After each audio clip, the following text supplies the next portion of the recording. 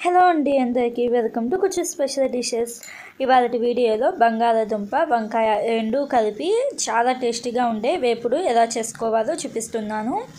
ఇలా కనుక చేసాయంటే వేడి వేడి అన్నంలో కలుపుకొని తిన్నా బాగుంటుంది, సైడ్ డిష్గా కూడా బాగుంటుంది. ఎలా చేసుకోవాలో చూసేద్దాం.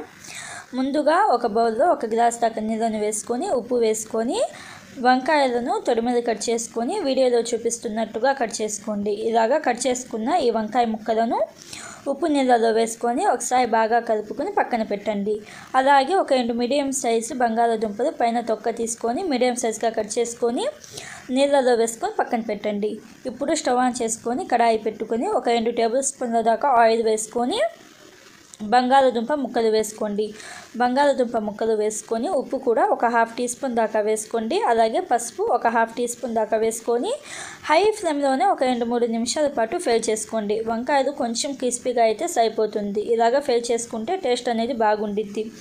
ఇలాగ ఫ్రై చేసుకున్న ఈ బంగాళాదుంపలను ఒక ప్లేట్లోకి తీసుకొని అదే ఆయిల్లోకి తాలింపు దినుసులు ఒక 2-3 టేబుల్ స్పూన్లు, 2-3 రెమ్మల కరివేపాకు, అలాగే ఒక 2 చిన్న సైజు ఉల్లిపాయలను మీడియం సైజుగా కట్ చేసుకొని వేసుకోండి.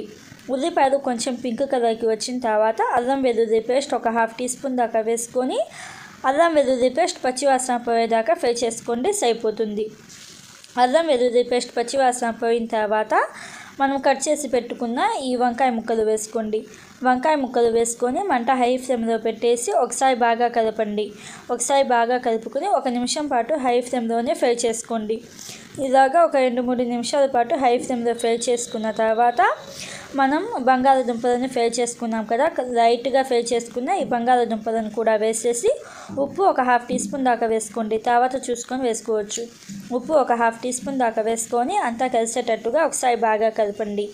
ఇలాగ ఒకసారి బాగా కలుపుకున్న తర్వాత పైన మూత పెట్టేసి మంట మీడియం ఫ్లేమ్లో పెట్టేసి ఒక 4-5 నిమిషాల పాటు ఫ్రై చేసుకోండి. మధ్య మధ్యలో మూత తీసేసి బాగా కలుపుకొని మళ్ళీ మూత పెట్టేసి ఉడికించుకోండి. ఇలాగ ఒక 4-5 నిమిషాల పాటు ఫ్రై చేసుకున్న తర్వాత రెడ్ చిల్లీ కారం 1 టీ స్పూన్ దాకా వేసుకుంటున్నాను. కారం వేసుకొని ఒకసారి బాగా కలుపుకొని మళ్ళీ పైన మూత పెట్టేసి ఇంకొక 4-5 నిమిషాల పాటు ఫ్రై చేసుకోండి. ఇలాగ ఒక 4-5 నిమిషాల పాటు ఫ్రై చేసుకుంటే వంకాయలు అలాగే బంగాళాదుంప రెండు కూడా సాఫ్ట్గా ఉడుకుతాయి. ఇలాగ ఫ్రై అయిపోయిన తర్వాత ధనియాల పొడి ఒక 1.5 టీ స్పూన్ దాకా వేసుకోండి. అలాగే గరం మసాలా పొడి ఒక 1/2 టీ స్పూన్ దాకా వేసుకొని ఒకసారి బాగా కలపండి. ఈ స్టేజ్లోనే ఉప్పు సరిపోయిందో లేదో చూసుకొని అడ్జస్ట్ చేసుకోండి.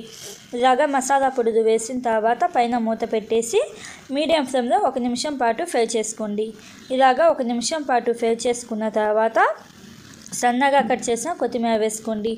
సన్నగా కట్ చేసిన కొత్తిమీర అలాగే ఉప్పు కారం సరిపోయిందో లేదో చూసుకొని అడ్జస్ట్ చేసుకొని నాకైతే ఇంకొంచెం ఉప్పు పడింది. ఇంకొంచెం ఉప్పు వేసుకొని ఒకసారి బాగా కలుపుకొని మంట ఆఫ్ చేసేసి సర్వ్ చేసుకోవాలి. అంతే అండి, సింపుల్గా ఈజీగా వంకాయ బంగాళాదుంప వేపుడు అయితే రెడీ అయిపోయింది. వేడి వేడి అన్నంలో కలుపుకొని ఇలాగే కలుపుకొని తిన్నా బాగుండిద్ది, అలాగే సైడ్ డిష్గా కూడా బాగుండిద్ది. టేస్ట్ అయితే చాలా బాగుండిద్ది. తప్పకుండా ట్రై చేసి మీకు ఎలా వచ్చిందో కామెంట్ బాక్స్లో చెప్పండి. Thank you friends.